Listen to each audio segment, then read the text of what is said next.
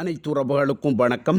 நாம் இன்றைய வீடியோவில் இருப்பது IPL 2025 ஆண்டு சுற்றுப் போட்டிகளின் 17வது போட்டியாக சிஎஸ்கே மற்றும் டெல்லி கேபிட்டல்ஸ் அணிகளுக்கு இடையிலான போட்டி இடம்பெற உள்ளது.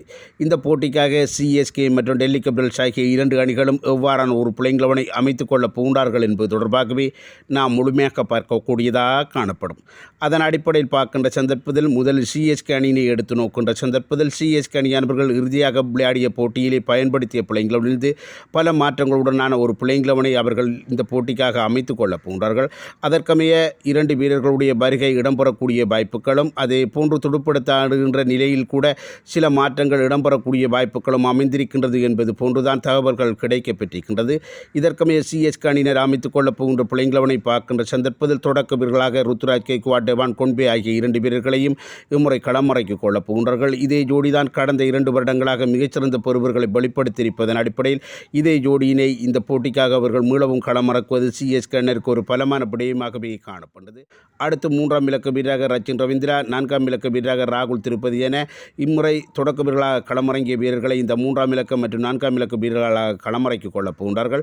அடுத்து 5ஆம் இலக்க வீரராக சிவன் டூபே, 6ஆம் இலக்க வீரராக விஜய் சங்கர், 7ஆம் இலக்க வீரராக ரவீந்திர ஜடேஜா என மிக முக்கியமான இந்திய துடுப்பாட்டம் செய்யக்கூடிய சகலதுறை வீரர்களை களமிறக்கிக் கொள்ளப் போவது சிஎஸ்கே அணியினருக்கு மேலும் ஒரு வாய்ப்பினை கொடுத்திருக்கின்றது.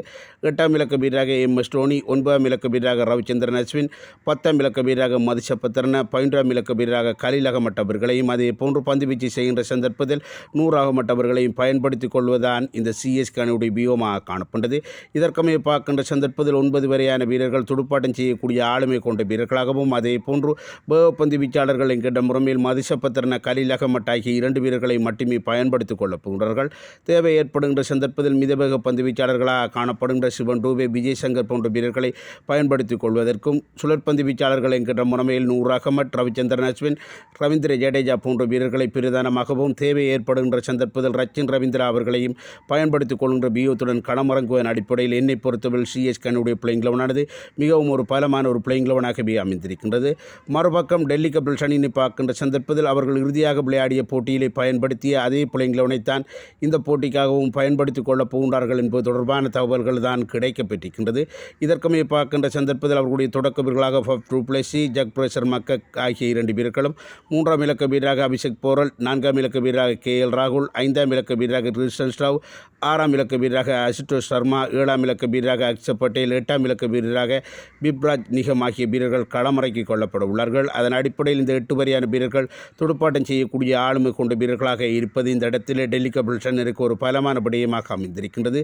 அதனை அடுத்து 9ஆம் இலக்க வீரராக குல்தீப் யாதவ், 10ஆம் இலக்க வீரராக மிச்சல் ஸ்டார்க், 11ஆம் இலக்க வீரராக முகேஷ் குமார், அதனை அடுத்து இம்பேக்ட் பிளேயர் என்கின்ற முறையில் பந்துவீச்சு செய்கின்ற சந்தர்ப்பத்தில் மோஹித் சர்மா அவர்களை பயன்படுத்திக் கொள்ளப் போகிறார்கள்.